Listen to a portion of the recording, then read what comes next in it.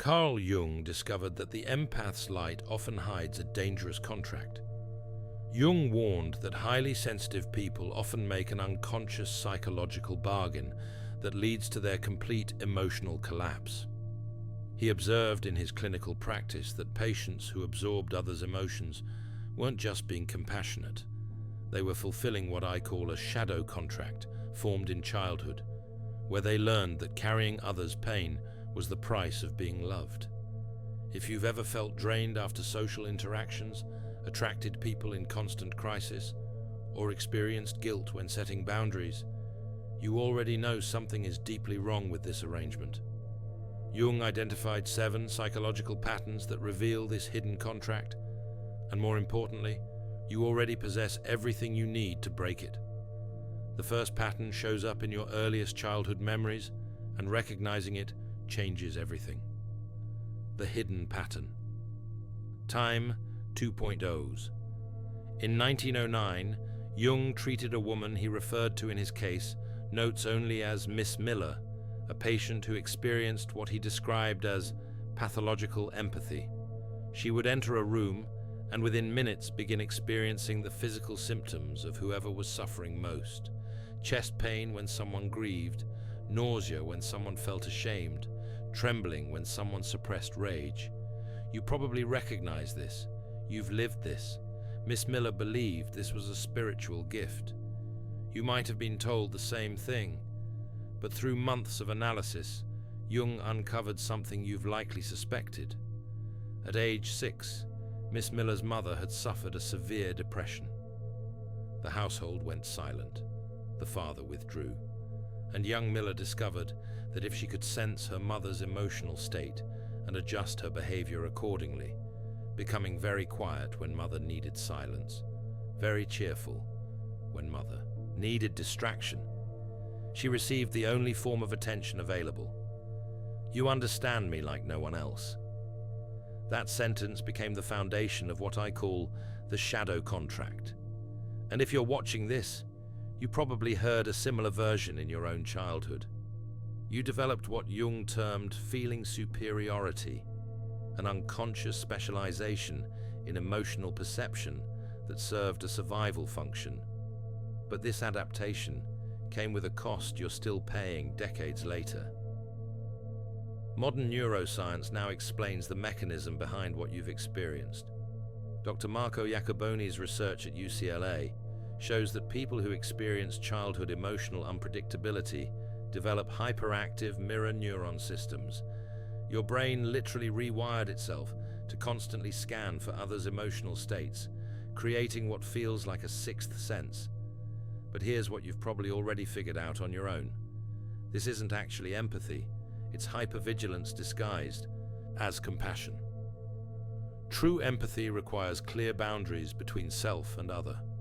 What you experienced was something different, what Jung called participation mystique, an unconscious merging where you lose the ability to distinguish your feelings from someone else's. Dr. Elaine Aron's research confirms that approximately 20% of the population has this heightened sensory processing sensitivity. But you know that sensitivity alone didn't create your exhaustion. The contract formed when you learned that your value depended on your ability to manage others' emotional states. Jung wrote that we often mistake our complexes for our identity. The child who becomes the family's emotional regulator doesn't think, "I'm performing a role." They think, "This is who I am." You've been living that confusion ever since. Years later, you stand in your adult life, exhausted and bewildered, unable to understand why you can predict everyone's needs except your own. If you've ever been told you're too sensitive, but discovered this sensitivity reveals truths others miss, comment, "My sensitivity is my strength." Because you already know the shadow contract doesn't just shape childhood. It's been architecting your entire adult life in ways you're only now beginning to recognize. How the contract forms. Jung's theory of psychological complexes provides the framework for understanding what you've been experiencing. A complex is an emotionally charged group of ideas or images that clusters around a core experience. Think of it as psychological scar tissue, your psyche's attempt to protect itself from repeating an overwhelming experience. For highly sensitive children like you were, the core experience is this: emotional chaos in the environment creates a threat to survival or attachment, and you discover that absorbing and managing that chaos restores safety. The complex forms around this discovery. I am safe when others are regulated. I am loved when I am useful. You know this truth already. You've been living it. Jung simply gave it a name. These complexes operate autonomously. They have their own agenda, independent of conscious will. This is why, decades after leaving a chaotic childhood home, you still find yourself automatically taking responsibility for every person's emotional state in every room you enter. You're not choosing this behavior. The complex is running its program. You've probably tried to stop hundreds of times and found yourself right back in the same patterns. Florence Nightingale's story illustrates what you've been experiencing. Born into British aristocracy in 1820, Nightingale grew up in a household where her mother suffered from severe anxiety and her father retreated into emotional unavailability. Young Florence discovered that the only way to receive recognition was to tend to her mother's ailments and manage the household's emotional atmosphere.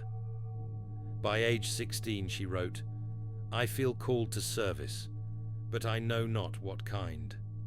You've probably felt that same vague compulsion, the sense that you're meant to help, to heal, to carry others, without knowing why or how to stop. When she found nursing, it wasn't enough to help the sick. She had to martyr herself, working until she collapsed, contracting Crimean fever that left her bedridden for decades. Even from her sickbed, she continued working 16-hour days, unable to stop. You understand this compulsion, the guilt that arises when you rest, the restlessness when you're not solving someone's problem, the identity crisis that emerges when no one needs you. Here's what's crucial. The contract didn't form because you're weak.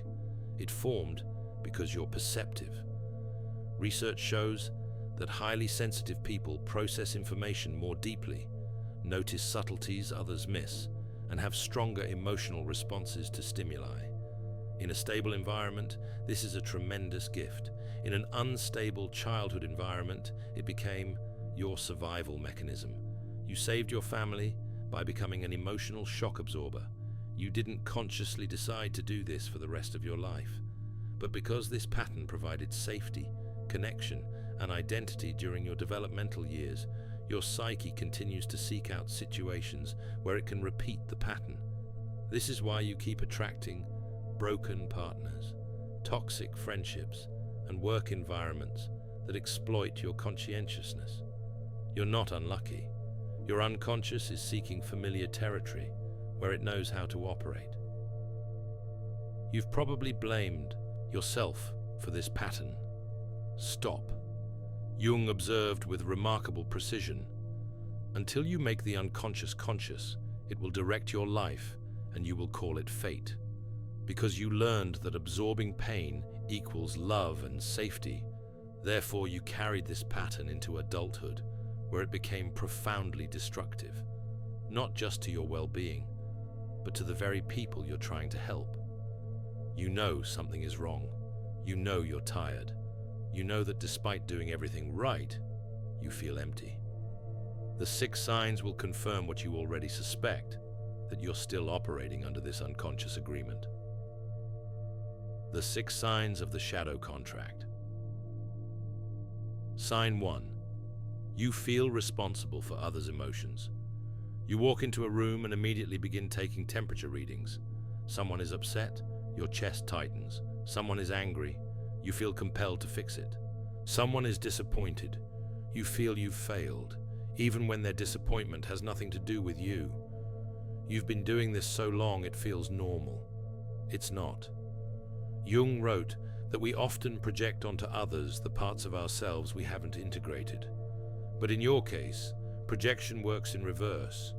You absorb others' projections onto you. You've become a repository for feelings people don't want to own. What you're experiencing is what Jung called the inability to differentiate, to observe psychological phenomena without being possessed by it. The shadow contract prevents you from developing this skill because your survival once depended on merging with others' emotional states. Integration looks different. You can sense emotional states without merging with them. You recognize that person is experiencing anger rather than, I must manage that anger or something terrible will happen. You already know the difference between these two states. You felt glimpses of the second one and wondered if you're being cold or selfish. You're not. You're becoming whole. Sign 2. You attract people in perpetual crisis. You've noticed this pattern, haven't you? The friends who only call when they need something. The partners who seem stable at first, then reveal layers of unprocessed trauma they expect you to heal. The colleagues who dump their emotional labor on your desk. Jung's concept of synchronicity explains what you're experiencing. When your unconscious is organized around the shadow contract, you unconsciously broadcast, I am here to carry what you cannot. People sense this, even without conscious awareness. They're drawn to you because their unconscious recognizes yours as a compatible system. Jung himself experienced this during his psychological crisis from 1913 to 1916.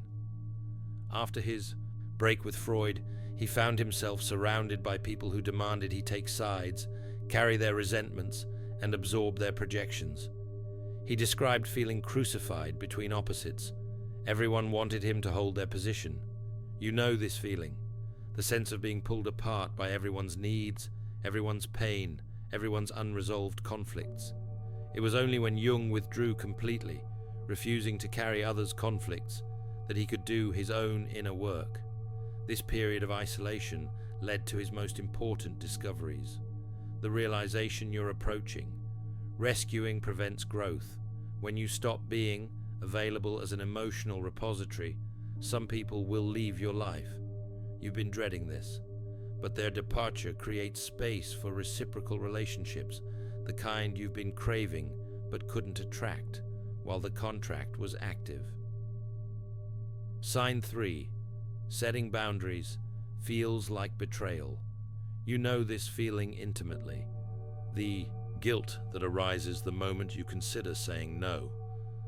The sense that protecting your energy means abandoning someone who needs you. The fear that if you stop being endlessly available, you'll lose every relationship you have. This isn't your conscience speaking. It's the contract tightening. Jung distinguished between the ego ideal, who you think you should be, and the self, who you actually are. Your ego ideal is built entirely around being helpful, understanding, and available.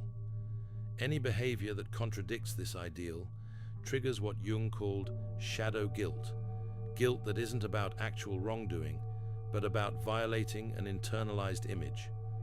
Here's a practical technique. Each week, review your commitments. For each one, ask, am I doing this from genuine desire and capacity, or from fear of disappointing someone? You already know which commitments fall into which category. You've known for years. The question is whether you're ready to act on that knowledge. You used to say yes to everything and feel virtuous even as you collapsed from exhaustion. Integration means saying no without explanation and feeling at peace because you're honoring your actual capacity rather than an impossible ideal. Sign 4. You confuse exhaustion with virtue. You wear your tiredness like a badge of honor. You've been praised for it your entire life. You're so dedicated, you work so hard, you give so much. This is the martyr archetype speaking. It derives identity from suffering for others. Jung's own breakdown illustrates what happens when you refuse to listen to your exhaustion. Before his crisis, he was trying to be everything to everyone. Loyal student, revolutionary thinker, dutiful husband, available therapist. He wrote letters at dawn, saw patients all day, researched at night, traveled constantly to give lectures. His psyche rebelled. He began experiencing overwhelming imagery from his unconscious demanding attention. He had no choice but to stop. He later wrote, "My soul demanded that I give it primary allegiance. When I did not, it stopped me in my tracks." You understand this, don't you? The migraines that force you to cancel plans, the mysterious illnesses that arise right before major commitments, the exhaustion so profound you can barely move. This isn't weakness. It's your psyche's intelligent rebellion against the shadow contract. Your exhaustion isn't a flaw in your character. It's your unconscious screaming that the terms of the agreement are unsustainable. The sovereign archetype looks different. It derives identity from wholeness and authentic power. It recognizes rest as sacred and non-negotiable, understanding that depletion serves no one.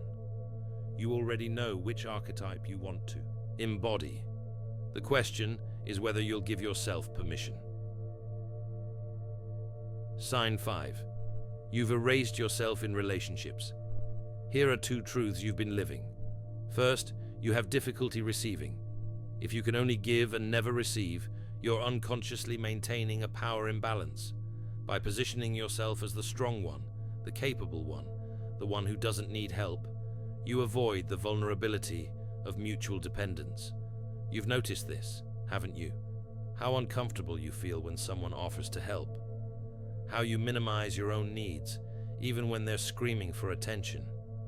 How you'd rather collapse in private than admit you're struggling. Research shows that healthy relationships require reciprocal exchange.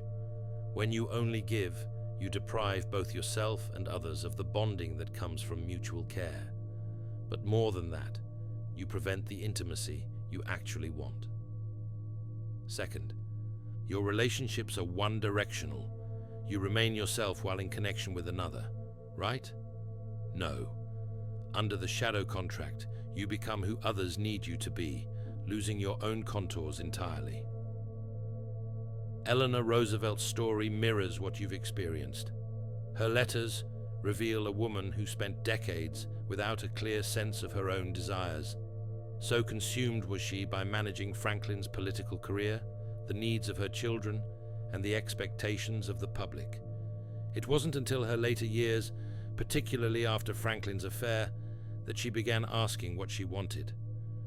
Her subsequent work with civil rights, the UN Declaration of Human Rights, and her newspaper column represented her finally answering that question.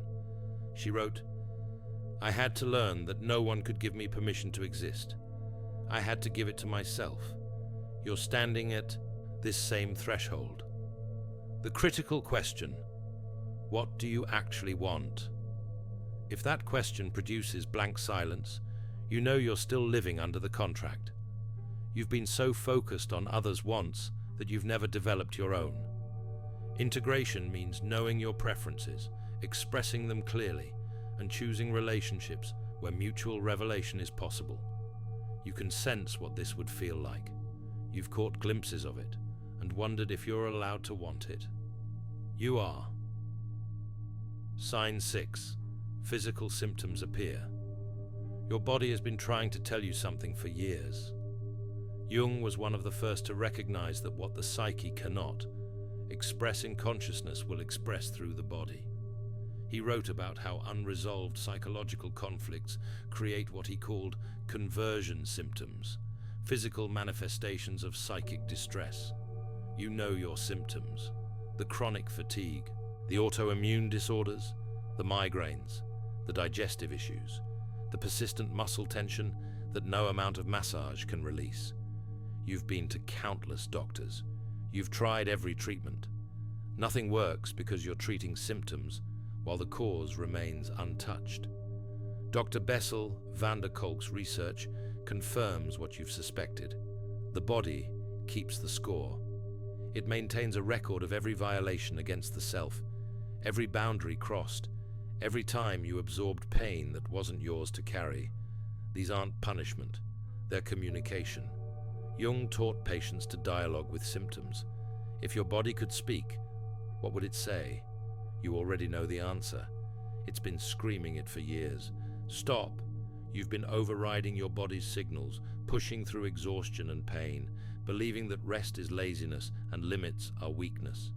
Integration means honoring your body as the wise messenger it is, understanding that physical limits protect your psyche from complete dissolution. If you recognize yourself in these transformation patterns and understand that your crisis was actually the beginning of your breakthrough, comment, "My breaking point became my breakthrough." You already know recognition is just the first step. Transformation requires Jung's integration techniques, but you already possess the most important element, the readiness to change. Breaking the contract. Jung's process of individuation, becoming whole, provides the roadmap for dissolving the shadow contract. But integration requires courage, and you already know this, because you've been gathering that courage for years, maybe decades. Most people choose to remain unconscious, preferring familiar suffering to the unknown territory of wholeness. But you're not most people. You're here because part of you is ready. Step 1. Shadow work, meeting your rejected self. The shadow contains everything about yourself you've disowned and denied. For you, living under the shadow contract, the shadow often contains qualities like selfishness, anger, indifference, and the capacity to say no without guilt. You've been taught these are character flaws. They're not. They're essential components of a complete psyche that were rejected because they threatened the contract. Jung's technique of active imagination provides the method. Find a quiet space. Close your eyes. Imagine the part of you that wants to stop helping, stop caring, stop being available. Give it a form. It might appear as an animal, a historical figure, or simply a feeling. Ask it, "What do you want me to know?" Then listen, without judging. Write down what emerges, even if it shocks you. One of Jung's patients described her shadow appearing as a wolf. She expected it to be vicious. Instead, it spoke, "I am the guardian you exiled. I'm here to protect your energy. Let me back in." You have a guardian like this, waiting in your shadow. You felt its presence every time you wanted to say no, but forced yourself to say yes. Every time anger flared and you swallowed it down. Every time you wanted to walk away but stayed, out of obligation. Maya Angelou's transformation illustrates what becomes possible when you reclaim your shadow. After years of trauma, including childhood sexual abuse and selective mutism, Angelou spent her early adulthood trying to be perfect, helpful, and non-threatening, the shadow contract in action. Her integration came through claiming what she'd rejected: rage, fierce boundaries, and unapologetic self-expression. She wrote, "There is no greater agony than bearing an untold story inside you." When she finally told her story, including the ugly, angry, complicated parts, she became whole. Her presence transformed from accommodating to commanding. Paradoxically, her impact deepened because she was no longer performing goodness, but embodying truth. You have a story like this. Untold truths waiting for permission to speak. The relief of claiming your anger, your selfishness, your capacity for indifference. This is shadow integration.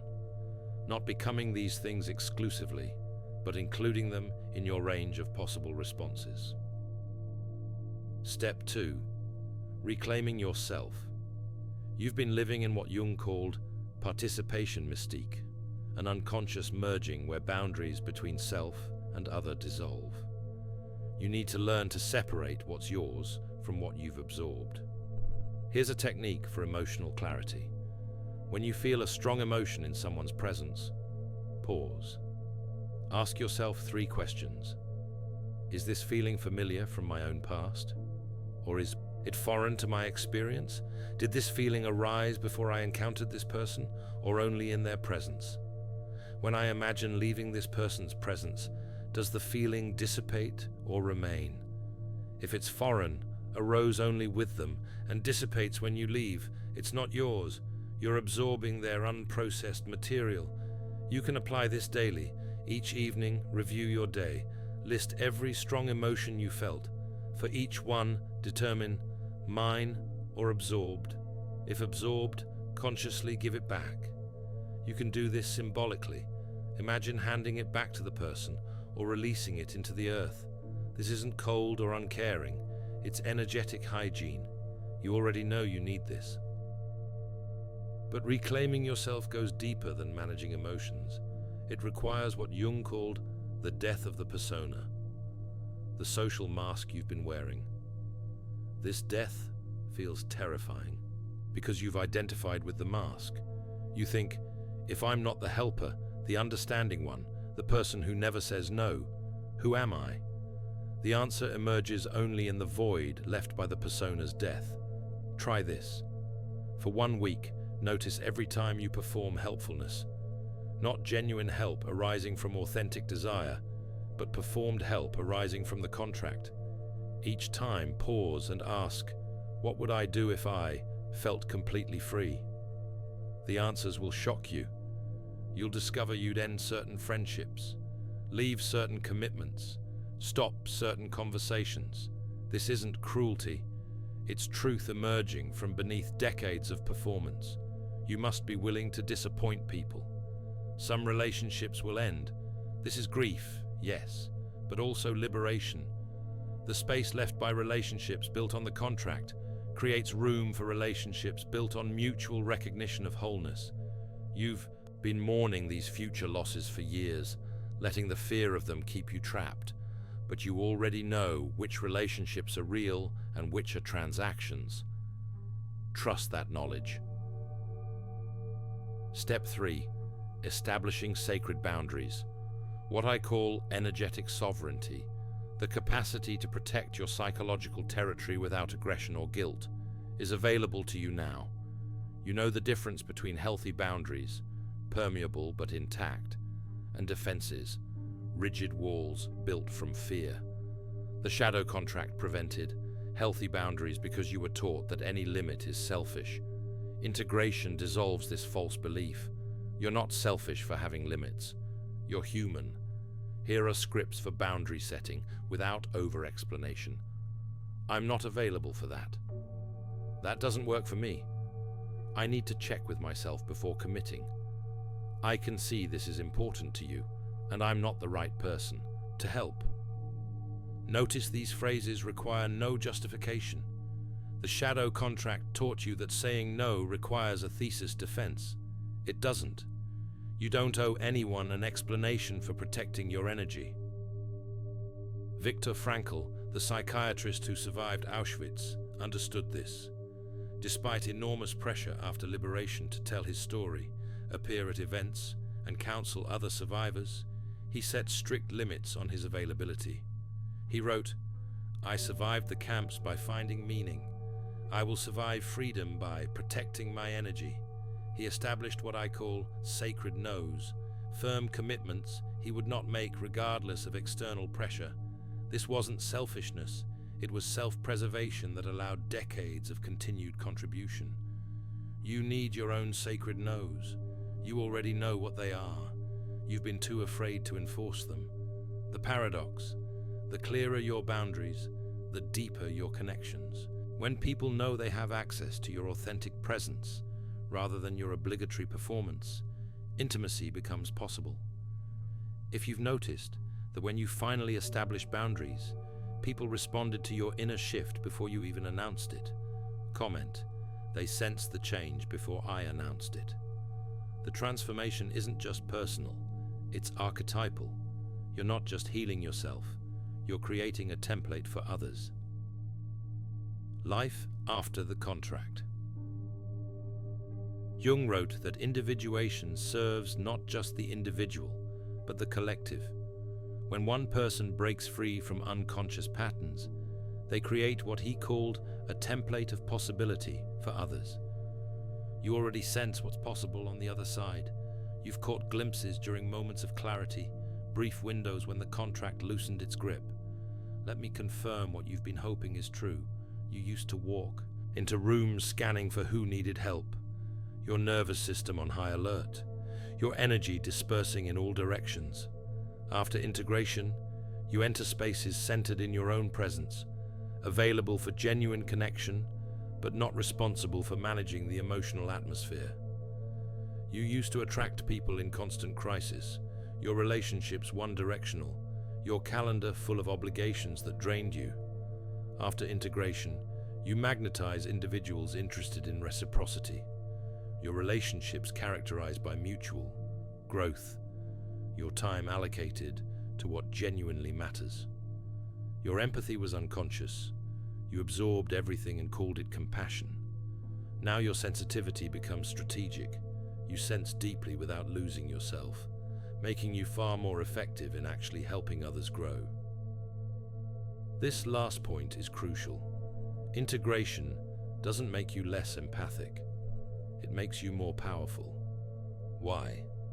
Because when you're no longer operating from the shadow contract, your presence invites transformation rather than dependency. You mirror people's capacity rather than absorbing their incapacity. You become what Jung called the integrated guide, someone who's been through their own underworld and returned with maps, not someone still lost in the labyrinth trying to rescue others. Your sensitivity, once your greatest liability, becomes your greatest strategic advantage. You can read situations with remarkable accuracy because you're no longer projecting your need to help onto every interaction. Predict relationship dynamics because you understand psychological patterns from your own integration work. Offer presence that catalyzes growth because you're not invested in keeping people dependent. Create boundaries that protect your energy while remaining genuinely available for meaningful connection. You already know this is possible. You've seen it in others and wondered if you're allowed to become that person. You are. What becomes possible extends beyond relationships. Many people report breakthroughs in creativity, work, and life purpose after integration. Why?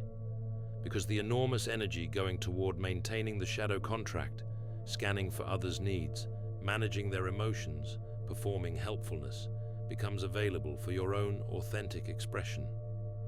Jung observed that we each have a personal myth, a unique way of being in the world that only we can embody.